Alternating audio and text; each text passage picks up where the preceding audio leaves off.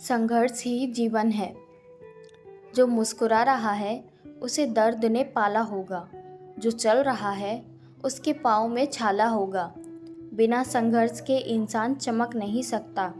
जो जलेगा उसी दिए में उजाला होगा। संघर्ष क्यों बचे संघर्ष से?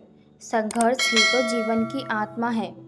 जितना कठिन संघर्ष होगा उतनी ही शानदार जीत होगी। एक बार एक किसान भगवान से बहुत ही ज़्यादा नाराज़ हो गया। किसान बहुत ही मेहनती था।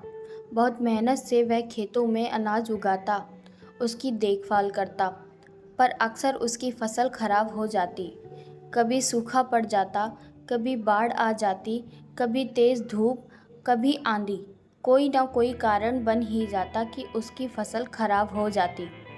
एक दिन किसान गुस्से में आसमान की ओर देखकर भगवान से कहा, हे ईश्वर, आपको लोग सर्वज्ञाता मानते हैं कि आप सब जानते हैं। कहते हैं कि आपकी इच्छा के बिना एक पत्ता भी नहीं हिलता, पर मुझे तो लगता है कि आप छोटी से छोटी बात भी नहीं जानते। आपको तो यह भी नहीं पता कि खेती बाड़ी कैसे करते हैं। अगर आप जानते होते तो हर समय जो बाढ़, आंधी और तूफान आते हैं वो कभी नहीं आते। आप नहीं जानते कि कितना बड़ा नुकसान उठाना पड़ता है हम किसानों को। यदि आप मेरे हाथ में यह शक्ति दे दें कि जैसा मैं चाहूँ वैसा मौसम कर दूँ, फिर आप देखना, अन्न के भंडार लगा दूँगा। भगवान इस किसान के तीखे वाक्य सुनकर मुस्कुरा रहे थे और वह किसान के सामने प्रकट होकर बोले, मैं आज से तुझे यह शक्ति देता हूँ कि तुम अपने खेतों पर तुम्हारी जैसी इच्छा हो तुम वैसा मौसम कर दोगे। मैं बिल्कुल भी दखल नहीं दूंगा। तुम्हारी इच्छा से सब कुछ होगा। किसान बहुत खुश हो गया। किसान ने गेहूं की फसल बोई थी। जब उसे लगा कि खेतों को धूप चाहिए तो खेतों को धूप मिले, जब पानी बरसाना चाहिए तब पानी बरसा।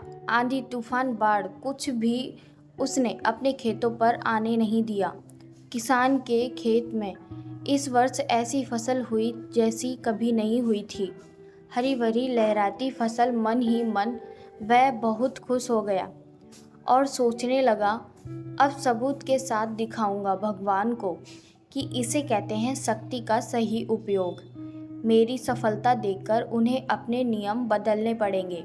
कुछ दिन गुजरे, फसल कटने को तैयार हो गए। किसान बहुत उत्सुकता के साथ फसल को काटने लगा, पर जैसे ही उसकी नज़र गेहूं की बालियों पर गई तो उसने अपना सर पीट लिया और वह रोने चिल्लाने लगा। गेहूं की एक भी बाली के अंदर गेहूं का दाना नहीं था। सारी बालियां अंदर से खाली थीं। किसान बहुत दुखी हो गया। उसने भगवान को रोते हुए फिर पुकारा, हे प्रभु, तुमने यह मेरे साथ क्या किया? क्या तुमने मुझे कोई सज़ा दी? भगवान बोले, पुत्र, ये तो होना ही था। तुमने पौधों को संघर्ष करने का मौका ही नहीं दिया। ना तो तुमने उन्हें आंधियों से जूझने दिया, ना तेज बारिश सहने दिया और ना ही धूप में तपने दिया। एक भी चुनौती का सामना तुमने उन्हें नहीं करने दिया। इसलिए सारे पौधे अंदर से खोखले रह गए। जब आंधी, तूफान, तेज बारिश और धूप पड़ती है तभी यह पौधा अपने अस्तित्व को बचाने के लिए संघर्ष करते हैं और इसी संघर्ष से एक बल पैदा होता है जिसमें शक्ति होती है, ऊर्जा होती है। और यही ऊर्जा पूर्ति तेरे गेहूं के दानों की तरह जो नहीं फूटी, तूने उन्हें कठिन परिस्थितियों से गुजरने ही नहीं दिया जहां उनके अस्तित्व का जन्म होता। सारे बालियां इसलिए खाली हैं, इनमें एक भी गेहूं का दाना इसलिए नहीं है क्योंकि तुमने अपने पौधों को संघर्ष कराया ही नहीं।